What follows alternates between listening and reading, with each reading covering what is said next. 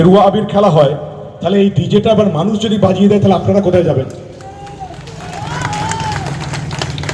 Fourth May যদি মেমারিতে গেরুয়া আবির খেলা হয় আর ডিজেটা যদি মেমারির মানুষ বাজাতে শুরু করে তাহলে আপনারা কোথায় যাবেন? ভাইপো কিন্তু মেমারিতে আসবে না, সে কিন্তু খুব শান্তিতে নিজের শান্তিনিকেতনে বসে থাকবে। আর তৃণমূল নেতাদের উস্কানি দিয়ে গেল, এবং ভাইপো উস্কানি দেবার পরের দিন থেকেই এই মেমারিতে অরাজকতা শুরু হলো পুলিশ প্রশাসনের সামনে থেকে। যেখানে যেখানে বিজেপির ফ্ল্যাগ আছে খুলে ফেলা হলো, যেখানে যেখানে আমাদের ফ্লেক্স আছে খুলে ফেলা হলো। এমন অবস্থা মেমারিতে, আমি যখন বিজেপির প্রার্থী হলাম গোটা মেমারি শহরে আমাকে কেউ বাড়ি ভাড়া দিল না একটা নির্বাচনী কার্যালয় করার জন্য। ভাবুন আপনারা এই মেমারিটাকে কোথায় নিয়ে গেছেন? বিজেপির প্রার্থীকে কেউ বাড়ি ভাড়া দেয়নি। যেখানে যেখানে বাড়ি ভাড়া নিতে গেছি 5 মিনিটের মধ্যে তৃণমূল নেতার ফোন চলে এসছে, বিজেপির প্রার্থীকে বাড়ি ভাড়া দিয়ে আর মেমারিতে থাকতে দেবো না। কতদিন এই ভয়ের রাজনীতি আপনারা সহ্য করবেন? যার যে পার্টিটা পছন্দ সে পার্টিটা করবে, যার সিপিএম কে পছন্দ সিপিএম করবে, যার কংগ্রেসকে পছন্দ কংগ্রেস করবে, যার তৃণমূল পছন্দ তৃণমূল করবে, যার বিজেপি পছন্দ তাকে বিজেপি করতে দিতে হবে। কিন্তু সিপিএম এর পর তৃণমূলের এই ভয়ের রাজনীতি আপনারা কতদিন সহ্য করবেন? আমি আমার নিজের জায়গাতে বিয়ে বাড়ির প্যান্ডেল খাটানোর মতন নির্বাচনী কার্যালয় করেছি, তাও তৃণমূল নেতাদের চৈতন্য হয়নি। প্রথমে বিডিওকে অভিযোগ করলো, তারপর বিএলআরকে পাঠালো, মাপজোক শুরু হয়ে গেল। প্রশাসন এতটাই তৃণমূলী হয়ে গেছে, একবারও ভাবলো না যে এক সারিতে সবগুলো দোকান আছে, কার জায়গা কার দলিল আছে, মাপজোক করতে চলে গেল। এই যে তৃণমূলী প্রশাসন, এই প্রশাসনকে এবার পাল্টে দিতে হবে। প্রশাসনকে নিজের মতন কাজ করতে হবে, পুলিশ এবং প্রশাসনকে।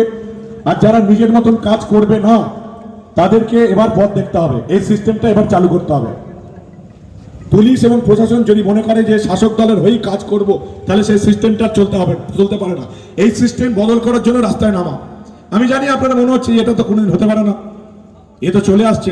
আমাদের সাধারণত বাঙালিদের 99% মানুষ এই একটাই কথা বলে, এ হওয়া সম্ভব নয়, এটা সম্ভব নয়, বছরের পর বছর চলে আসছে, এটা সম্ভব নয়।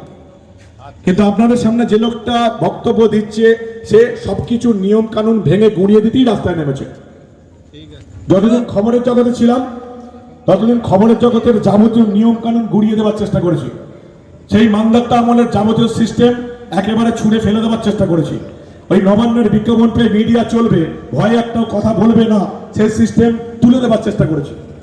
এবার এই 25 বছরের সাংবাদিকতা কেরিয়ার ছেড়ে আমি রাস্তায় নেমেছি শুধুমাত্র এই বস্তাবজার সিস্টেমগুলো বদলে দেওয়ার জন্য। যেগুলো আগে বললাম, কেন হবে বলুন তো? আপনারা বাড়ি করবেন মেমারি পুরসভা থেকে, তৃণমূল নেতাকে 5 লাখ টাকা ঘুষ দিতে হবে, কেন হবে? কেন নেতারা আমাদের মাথায় উঠে নাচবে? কেন? আমি জানি আপনাদের মনে হচ্ছে যে সিস্টেম চলে এসছে, এই সিস্টেম কেউ বদলাতে পারবে না। এই সিস্টেম বদল করার জন্যই মানব গ্রহ রাস্তায় নামা।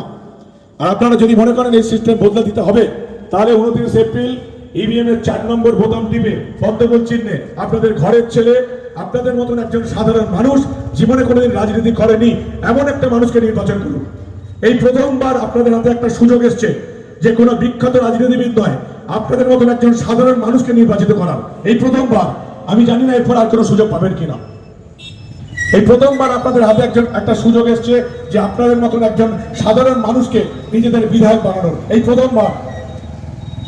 মনে হয় না মেমারিতে এরকম সুযোগ আগে কেউ কোনদিন পেয়েছে। আপনারা পরিবর্তন করুন, কারণ পরিবর্তন না করলে এই সিস্টেমগুলি চলতে থাকবে। আপনাকে মাথা নিচু করে চলতে হবে। ব্রিটিশ রাজ চলে গেছে, রাজাদের রাজত্ব চলে গেছে, জমিদার রাজ চলে গেছে, নেতাদের রাজ চলছে। যদি মনে করেন নেতাদের রাজত্ব বন্ধ করতে হবে, নেতারা রাজা হয়ে থাকবে না, তাহলে অবশ্যই আমার কথা যার যার কানে যাচ্ছে তারা এবার পরিবর্তন আনুন। 29 এপ্রিল ইভিএম এর 4 নম্বর বোতাম টিপে পদ্মফুল চিহ্নে আপনাদের ঘরের ছেলে, আপনাদের মতন সাধারণ মানুষ মানবকে জেতান যদি পরিবর্তন করতে চান। যদি মনে হয় মানুষ মাথা উঁচু করে বাঁচবে, যদি মনে হয় কোনো নেতা আপনার মাথার উপর উবুড়ে নৃত্য করবে না, তাহলে মানবকে জেতান। প্রথম যে কাজটা হবে, প্রচুর নেতা প্রচুর প্রতিশ্রুতি দিয়ে যাবে, ভোট এসে গেছে। আমি আপনাদের যে প্রতিশ্রুতিটা দেবো এখানে দাঁড়িয়ে এই 9 নম্বর ওয়ার্ডে, সেটা হচ্ছে একেবারেই আমার প্রতিশ্রুতি যে আপনারা যদি আমাকে বিধায়ক করেন, আমি শপথ নেওয়ার 7 দিনের মধ্যে আপনাদের এই মেমারি থেকে ভয়ের রাজনীতি বন্ধ করে দেবো। আমি শপথ নেওয়ার 7 দিনের মধ্যে এই মেমারি থেকে তোলাবাজির রাজনীতি বন্ধ করে দেবো। আপনি বাড়ি করবেন, নেতাকে ঘুষ দিতে হবে, এই সিস্টেম আমি বন্ধ করে দেবো। আপনি বাড়িতে কল পায়খানা ড্রেন করবেন, নেতাকে টাকা দিতে হবে, এই সিস্টেম আমি বন্ধ করে দেবো। আজকে এখানে দাঁড়িয়ে প্রতিশ্রুতি দিয়ে গেলাম, যেটা কোনো রাজনৈতিক নেতার মুখ থেকে আপনারা কোনোদিন শুনতে পাবেন না। কারণ নেতা আসে, নেতা যায়, দুর্নীতি বন্ধ হয় না, নেতা সিস্টেমের অংশ হয়ে যায়। এবং এই চুরি দুর্নীতি নেতারাই চালাতে থাকে। এই যে বালির কারবার সিপিএম আমলে চলেছে, তৃণমূল আমলেও চলছে। কারণ তৃণমূল এই বালির ব্যবসাটা বন্ধ করতে চায় না।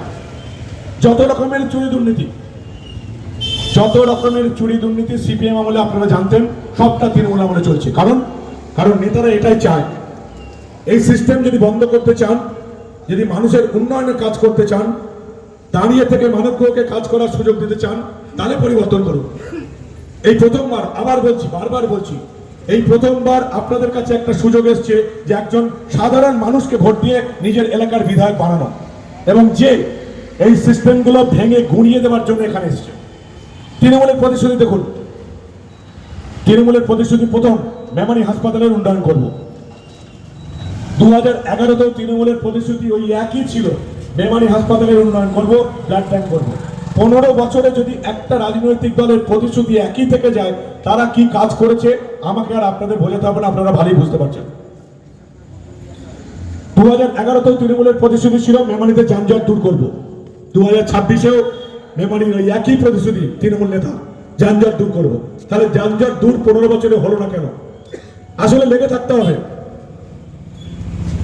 নেতা বিধায়ক যদি লেগে না থাকে, তাহলে কোনোদিন উন্নয়নও সম্ভব নয়, দুর্নীতি বন্ধও সম্ভব নয়। বিধায়ক হওয়ার পরেই যদি বিধায়ক ভাবতে থাকে যে আমার পালসিটের টোল প্লাজা থেকে কত টাকা উঠবে, আমার দামোদরের বালি থেকে কত টাকা আসবে, আমি টোটোদের কাছে হপ্তা নিয়ে কত টাকা ইনকাম করব, দোকানদারদের কাছ থেকে পয়সা নিয়ে কত টাকা ইনকাম করবো, বিধায়ক যদি টাকার পিছনে ছুটতে থাকে, কোনোদিন এলাকার উন্নয়ন সম্ভব নয়, আর হবেও না, হয়নি। এবার পরিবর্তন চাই। কারণ এই পরিবর্তন করতে না পারলে আপনারা বিপদে পড়ে আছেন, রাজ্য বিপদে পড়ে আছে, দেশ বিপদে পড়ে আছে। গোটা দেশ এই পশ্চিমবঙ্গের তোষণবাদ সরকারটার জন্য বিপদে পড়ে গেছে। এই পশ্চিমবঙ্গ এখন প্রত্যেকটা জঙ্গি, প্রত্যেকটা দুষ্কৃতির হাব হয়ে উঠেছে। যেখানে শিল্পের জন্য হাব হওয়ার কথা, চাকরির জন্য হাব হওয়ার কথা, সেখানে এখন জঙ্গিদের হাব হয়ে উঠেছে। কবে এখানে যে বড় বিপদ ঘনিয়ে আসবে আপনারা টেরও পাচ্ছেন না। এই সমস্ত জঙ্গিরা এখন পশ্চিমবঙ্গ থেকে সমস্ত রাজ্যে অপারেট করছে। করতে দেবেন না, একদম করতে দেবেন না। যদি দেশ বাঁচাতে চান, নিজের রাজ্য বাঁচাতে চান, নিজেদের ছেলে মেয়ের সুরক্ষা চান, ভুলেও আর তৃণমূলকে ভোট দেবেন না। 15 বছর ভুল করেছি, 15 বছর ভুল করেছি, এমন ভুল করেছি আপনারা নিজে ভাবতে পারবেন না সেই ভুলটা কতটা সততার প্রতীক ছিল না। এখন নিজের দলের লোকেরাই লিখতে পারে না সততার প্রতীক। ভাবুন একবার, মানুষকে কিছু বলতে হবে না, তৃণমূল মমতা বন্দ্যোপাধ্যায়ের ছবির নিচে আর লিখতে পারে না সততার প্রতীক। কারণ তার ভাইপো আর তার ভাইয়েরা এত চুরি করেছে যে সততা কথাটা এখন আর পশ্চিমবঙ্গে নেই, তৃণমূলের মধ্যে তো আরো নেই। এই ঢপবাজদের এবার শেষ করতে হবে, এই চিটিংবাজদের এবার শেষ করতে হবে, এই তোলাবাজদের এবার শেষ করতে হবে। মেমারির কথা একবার ভাবুন, পুরো ভোটের আগে আপনাদের কাছে প্রত্যেক ওয়ার্ড থেকে হাত জড়ো করে আসে, আর ভোটের পর এখন আপনারা যদি চান যে চেয়ারম্যানের রাজত্ব সহ্য করবেন, নেতাদের রাজত্ব সহ্য করবেন, তাহলে সেটা আপনাদের ব্যাপার। আপনারা মাথা উঁচু করে থাকুন, আমি তো মাথা উঁচু করে থাকতে পারবো না, তাই রাস্তায় নেমেছি। আর আপনারা যদি মনে করেন মাথা উঁচু করে বাঁচবো, কোন রাজনৈতিক নেতাকে আমার উপর দাদাগিরি ফলাতে দেব না, সিস্টেম আমার হবে, গণতন্ত্রে মানুষ কথা বলবে, তাহলে অবশ্যই এবার পরিবর্তন করুন। 4 নম্বরে পদ্মফুলে চিহ্নে ভোট দিয়ে 29 এপ্রিল পরিবর্তন করুন। আপনার উপর কোন রাজনৈতিক নেতা ছড়ি ঘটাতে পারবে না। মেমারিতে ভয়ের রাজনীতি দূর করে দেবো, শাসানি রাজনীতি দূর করে দেবো। লেগে থাকতে হবে। একজন বিধায়কের অনেক কিছু ক্ষমতা থাকে। একজন বিধায়ক চাইলে তার এলাকার হাসপাতালকে 1 বছরের মধ্যে উন্নয়ন করতে পারে। কিন্তু আমাদের দুঃখের বিষয় এটাই, তৃণমূলের নেতারা টাকার পেছনে ছোট ছাড়া আর কিছু করে না। তাই মেমারি হাসপাতালের উন্নয়নও হয় না, যানজটের সমস্যা কি না হয় না। লেগে থাকতে হবে, বিধায়ককে লেগে থাকতে হবে। বিধায়ককে আগে ইঞ্জিনিয়ারদের সঙ্গে বসতে হবে যে এমন একটা সিস্টেম কি চালু করা যেতে পারে যে একেবারে কালচির মোড় থেকে একটা ওভারহেড ব্রিজ চকদিকি মোড় হয়ে আমাদের রেলগেট পেরিয়ে, রসুলপুরে রেলগেট পেরিয়ে একেবারে বর্ধমানের কাছাকাছি গিয়ে পড়বে একটা ওভারহেড ব্রিজ, ইঞ্জিনিয়ারের সঙ্গে বসতে হবে, ন্যাশনাল হাইওয়ে অথরিটির সঙ্গে বসতে হবে, রেলের সঙ্গে বসতে হবে। কখনো আপনাদের বিধায়ক এগুলো বসতে দেখেছেন? উল্টে মেমারিতে এই ওভারহেড ব্রিজ তৈরি করার নামে আশেপাশে যত গাছ ছিল গাছগুলোকে কেটে ফেললো, দামি গাছ। ওভারহেড ব্রিজ তো হলো না, তার প্ল্যানও হলো না, কিন্তু দামি গাছগুলো কেটে ফেললো রাস্তার ধারে, এবং সেই গাছ কাটার টাকা কিন্তু তৃণমূল নেতাদের পকেটে ঢুকে গেল। আপনাদের সামনে তৃণমূল চুরি করলো, আপনারা ধরতেও পারলেন না। এক একটা বুথে 10 লক্ষ টাকা করে বিলিয়ে দিল ভোটের আগে। এই রাজ্যে 85,000 বুথ আছে, 8,500 কোটি টাকা মমতা বন্দ্যোপাধ্যায় বিলিয়ে দিল তৃণমূল নেতাদের পকেটে, আপনাদের সবার চোখের সামনে দিয়ে। আপনারা কিচ্ছু করতে পারলেন না, কারণ আপনারা পরিবর্তন চেয়েছিলেন, আর সেই পরিবর্তনটা এর যে চুরি দুর্নীতির পরিবর্তন হবে আপনারা ভাবতেই পারেননি। 8,500 কোটি টাকা মমতা বন্দ্যোপাধ্যায় আপনাদের চোখের সামনে দিয়ে প্রত্যেকটা বুথে তৃণমূল নেতাদের পকেটে ঢুকিয়ে দিল ঠিক ভোটের আগে, ভোটের কাজ করানোর জন্য। কতদিন সহ্য করবেন আপনারা? একটা বিশেষ ধর্মের মানুষকে মমতা বন্দ্যোপাধ্যায় এখন দোল্লাই দিয়ে যাচ্ছেন, যাদেরকে তিনি নিজে বলেন দুধের গাই। আপনারা যদি হিসেব দেখেন তাহলে এই পশ্চিমবঙ্গে মমতা বন্দ্যোপাধ্যায় সবচেয়ে বেশি ঠকিয়েছে মুসলিমদের, সবচেয়ে বেশি ঠকিয়েছে। 10 বছরে মমতা বন্দ্যোপাধ্যায় মাদ্রাসা এবং সংখ্যালঘু উন্নয়নে খরচা করেছে, খরচা দেখিয়েছে 60,000 কোটি টাকা, 60 গত 2 বছরের বাজেট আপনারা দেখবেন, শিক্ষিত মানুষ আপনারা। 2025-এ মমতা বন্দ্যোপাধ্যায় মাদ্রাসা এবং সংখ্যালঘু উন্নয়নে খরচা করেছিল 5,550 কোটি টাকার বেশি। 2026-এ মমতা বন্দ্যোপাধ্যায়ের সংখ্যালঘু উন্নয়ন মাদ্রাসার উন্নয়নের খরচা 5,750 কোটি টাকার বেশি। গত 2 বছরে 25-26 ভালো করে শুনুন আপনারা, গত 2 বছরে মমতা বন্দ্যোপাধ্যায় সরকার মাদ্রাসা এবং সংখ্যালঘু উন্নয়নে খরচা করেছে 11,000 কোটি টাকার বেশি। অথচ এই মাদ্রাসার শিক্ষকরা গত 100 দিন ধরে বিকাশ ভবনের সামনে বসে আছে, তাদের 10 বছরের মাইনে বাড়েনি। 10 বছরে মাদ্রাসা শিক্ষকদের মাইনে বাড়েনি, যারা বিকাশ ভবনের সামনে বসে আছে। মমতা বন্দ্যোপাধ্যায় মাদ্রাসা শিক্ষকের উন্নয়নে খরচা করেছে 11,000 কোটি টাকা। কোথায় গেল টাকা? মুসলিমদের নামে মমতা বন্দ্যোপাধ্যায় তৃণমূল পুরো টাকাটা আপনাদের চোখের সামনে দিয়ে গায়েব করে দিল।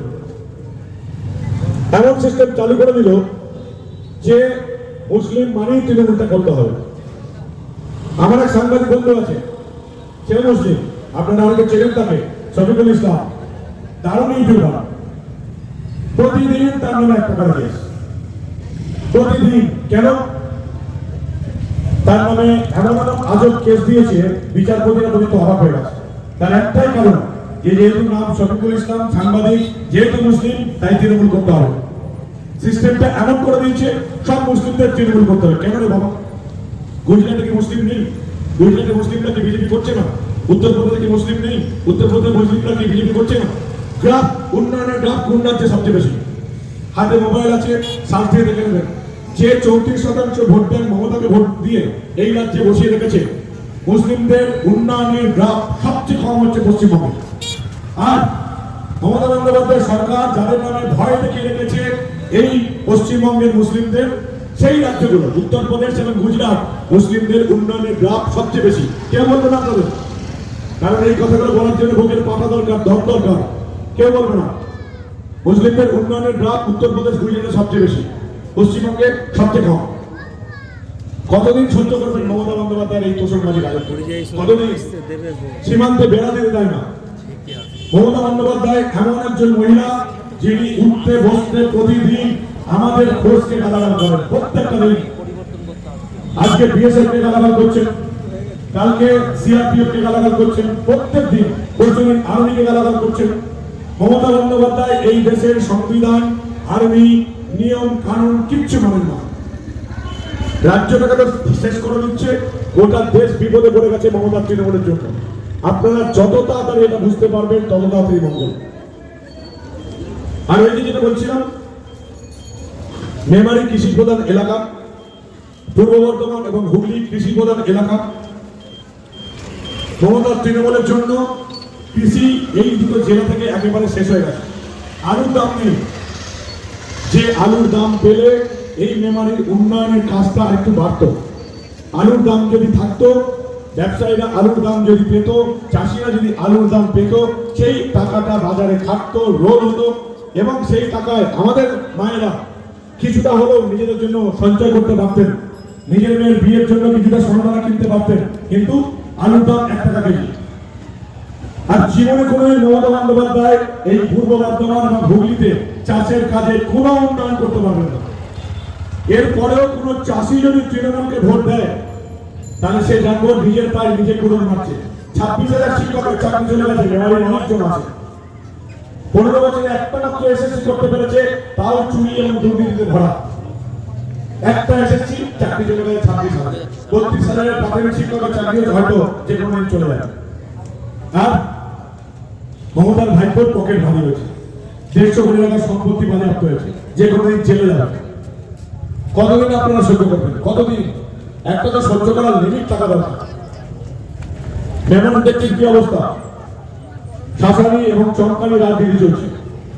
পাড়ায় পাড়ায় যেখানেই বিজেপির ফ্ল্যাগ ফেস্টুন দেওয়া আছে, সব খুলে ফেলে দিচ্ছে। আমরা যদি এরপর শুরু করি, তাহলে এবার মেমারি থানা সবচেয়ে বেশি বিপদে পড়ে যাবে। এবার আমরাও ঠিক করেছি, যেহেতু মেমারি পুলিশ এখানে রয়েছে, জানিয়ে দিই তাদেরকে। এবার আমরাও ঠিক করেছি, যেখানে আমাদের ফ্ল্যাগ, ব্যানার এবং ফেস্টুন থাকবে না, সেখানে কোনো পার্টির ফ্ল্যাগ ফেস্টুন আমরা রাখতে দেবো না। এটা আমাদের সিদ্ধান্ত হয়ে গেছে দাদা। যেখানে তৃণমূল আমাদের সবকিছু খুলে ফেলে দিচ্ছে, আমরাও তৃণমূলের সেখানে কিছু রাখবো না। এই গুন্ডাগাড়ি চলবে না।